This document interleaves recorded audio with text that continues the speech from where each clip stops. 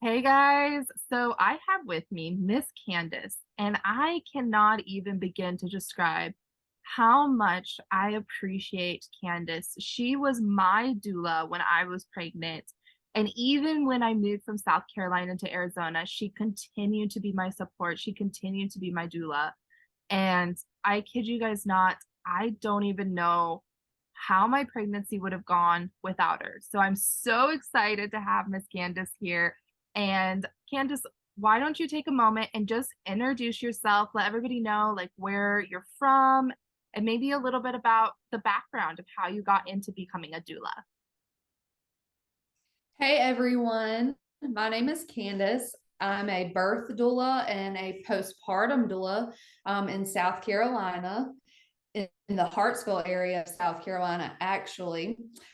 This journey began for me whenever I got pregnant with my son Jackson when he was, around 2012.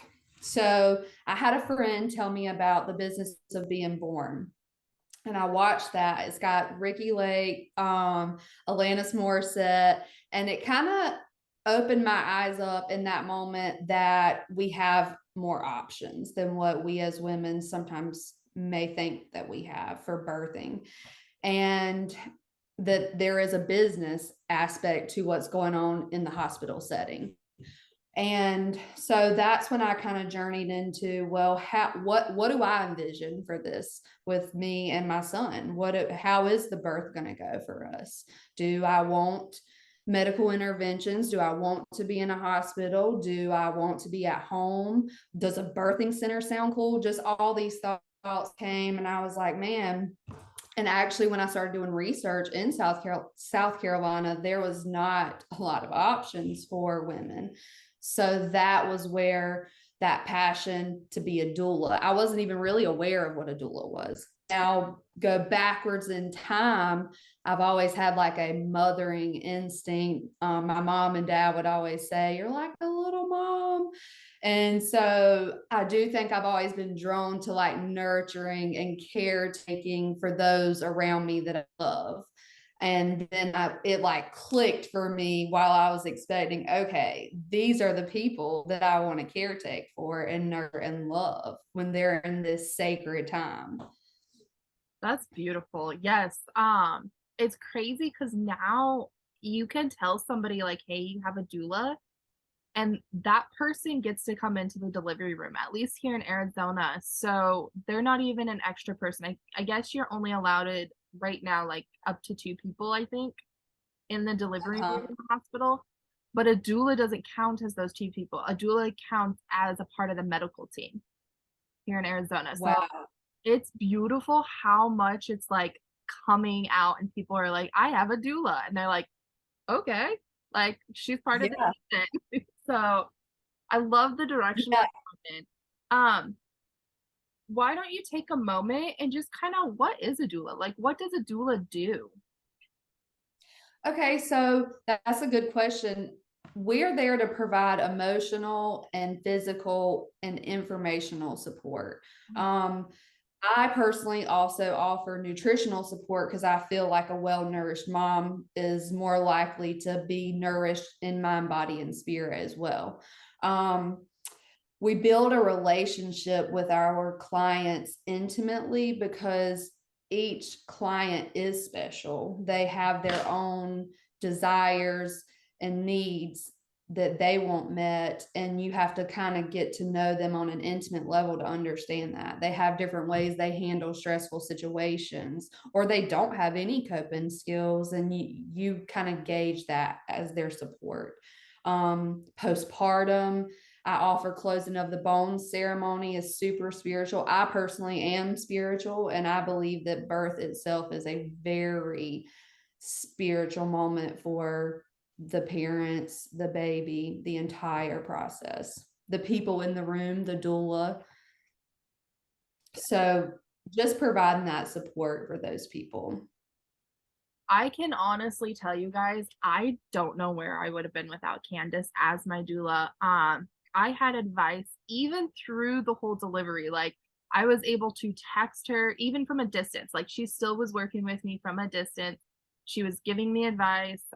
Even afterwards, I remember there was a moment where I actually lost my dog an hour before my daughter was born. And Candace was able to tap into that and tell me that I needed to heal something in my heart space.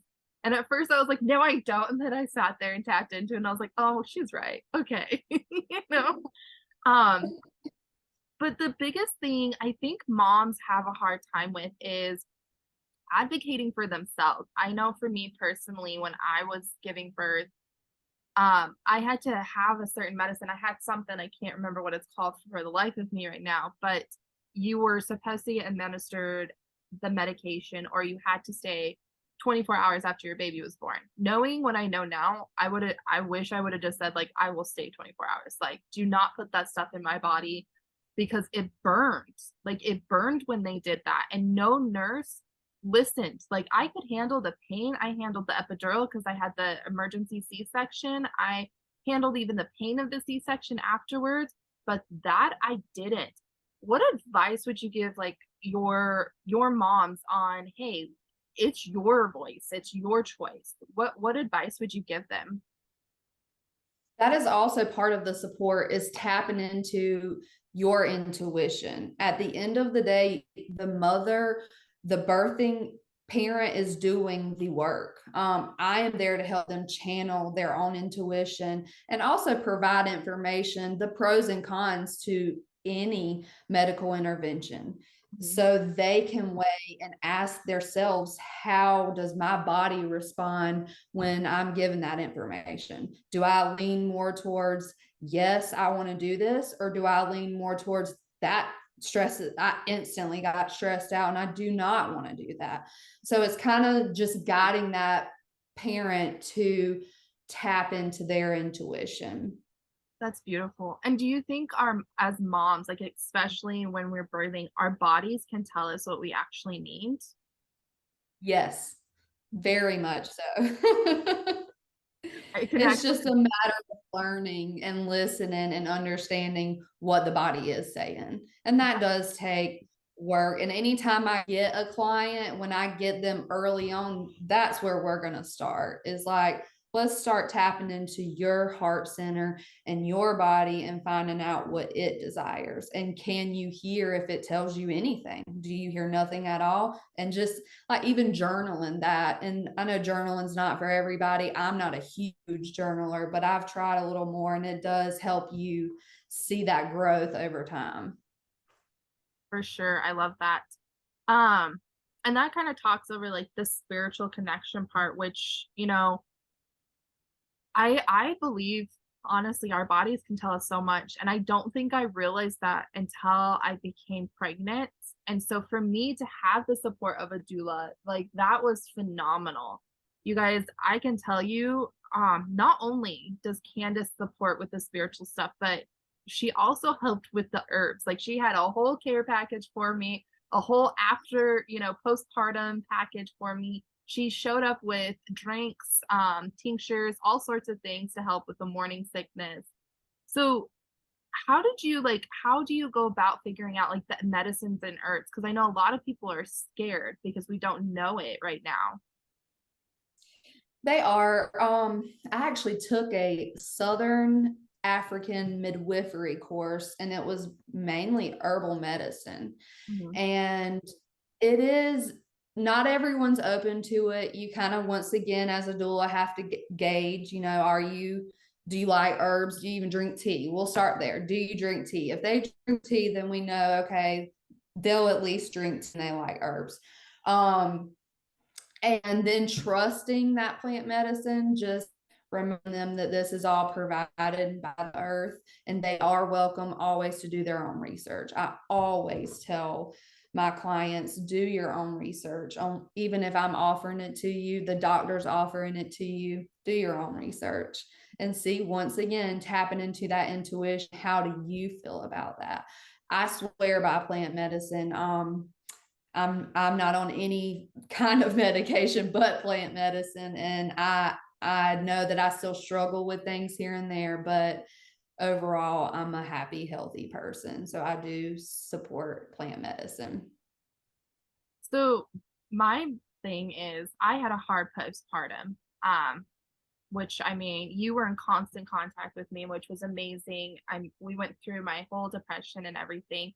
What advice would you give those postpartum moms? Like, I don't think anybody prepares you enough for just the depression or what comes after the baby. What advice would you give them? You are super vulnerable if you're looking at it from a spiritual aspect. You, what we would call in doula world, is you're busted wide open. You're so your spirit is super vulnerable to any and everything. So your connections matter. Who you're connected to during that time will affect that part of your journey. The support that you have matters. Are you able to speak through your throat your needs, your desires, where you're at? A lot of times I do go ahead and warn people, hey, postpartum depression is the thing. Even prenatal depression is a thing, and anxiety. And pay attention to yourself. Once again, journaling, tapping in each day. Where are you at mentally, emotionally, spiritually?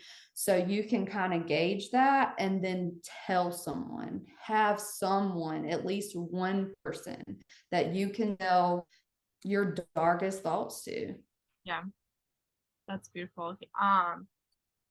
If they don't have somebody, are you able to hold that space for them? I am.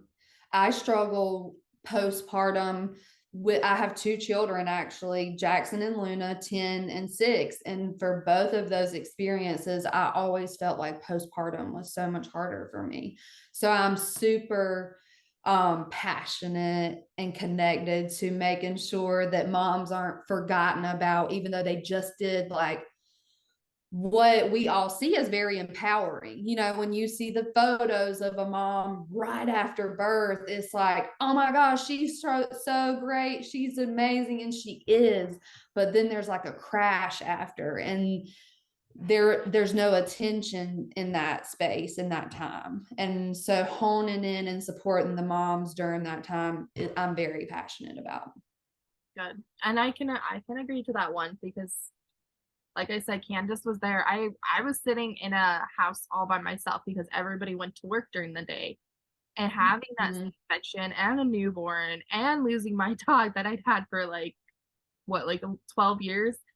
Yes. All at the same time, like everything just happening. And I think Candace was one of the few people that honestly kept bringing me back down. And you even said something. It was get outside. Like it was one text, and you're like, get outside. And I was like, okay. So I waddled my little butt outside, holding on to my insides. And it helped so much, just the advice that just to have. So now that you've done the doula, you and I were just talking about like the yoga that you're learning and everything. Where do you see your journey going? Oh, so I don't know. I've thought about being a midwife recently. I will say that. But the yoga experience, I think, is going to allow me to tap even deeper into that support for women, because I think breath work sometimes gets dismissed in the process, even with myself. I'll admit, when I went to my doula training, when they had us sit on the edge of a chair and we had to do different, like breathe into your lower belly, then practice breathing into your chest. I could not do either of those. And I knew then, I was like, wow, I have birthed two babies myself without knowing how to breathe. So that, I feel like I'm just going to be able to offer so much more support to birthing women, because this is going to just help me tap into things that I haven't even technically dove into this deep. So I'm excited for that.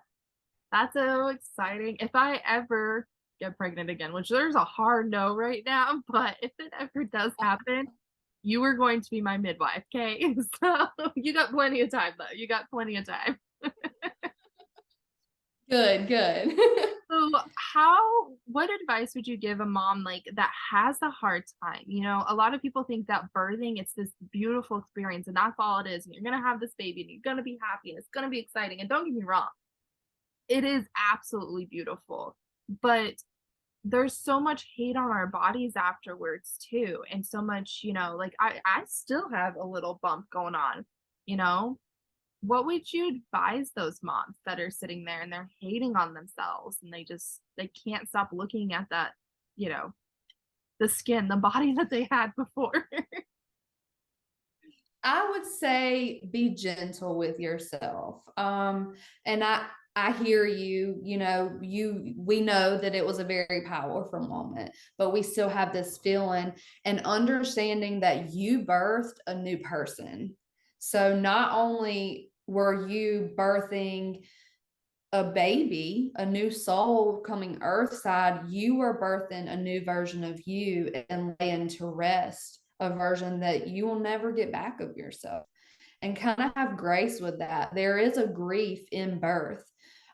Even in birth, while it's happening, death isn't and birth is present in the same room. So just having that grace and respect that you experience the most beautiful thing ever, but maybe possibly the darkest point of your life as well. Yes. And it's that balance. Yes, I agree with that one for sure. It definitely it's it's an experience. It is. Um, so it's crazy to me and absolutely beautiful that we carry these portals in our bodies and stuff, you know? Um, Mhm. and I know you know so much more. Like, how has your own connection to like your body grown, or even just to your kids or Earth for that matter? I would say my connection grew a lot just because I saw what my body was capable of and what my mind tried to stop me from being capable of. So that was pivotal for me, as well as like learning that my body does matter and it is a temple and it is balanced by what I put into it, whether that be actual food or thoughts, words. So that I would say is where I got with my connection with myself, was learning more about the connection of mind, body, and spirit as one. Like that. The last thing I'm wondering about is like nutrition. We had talked about it a little bit at the beginning, but I'm guilty of this. A cheeseburger, french fries, and a milkshake. That's what I craved, and sandwiches. But, Uh-huh. afterwards and stuff, like, how would you suggest, like, that mom to go back onto that nutrition or just even have that grace to say, I need to feel my body, but not to the point where they're beating themselves up about it. So preparing, I would highly suggest, if you have time and space, going ahead and preparing yourself. With Jackson's birth, I actually experienced a loss the same day that he was born.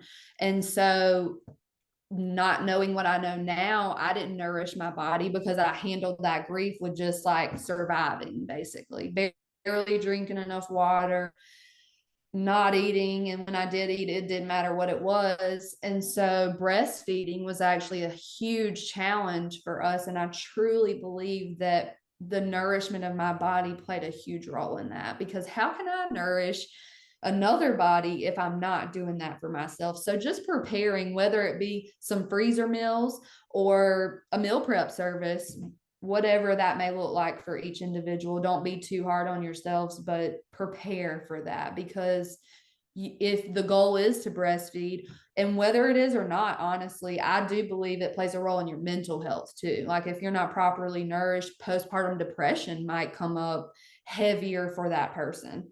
So preparing as Yes. much as you can. And I do offer nutritional support. I know I mentioned that earlier. So that's something, once again, in hot foods. I know I probably told you that because you were due around winter time. Keep it Yeah. hot teas, soups, keep it warm. You want to keep that blood flowing. Yeah. And honestly, you guys, if I had been there, I think, you do meal prepping sometimes, don't you? Like you do I stuff. do. And I think I would have definitely I would have taken advantage of that big time, especially being a single parent, like to have that where you can go and just have somebody else cook your meals would have been nice instead of, let's see, what was I eating? Lucky Charms. Which I know Yes. is not good. That's not hot food at all.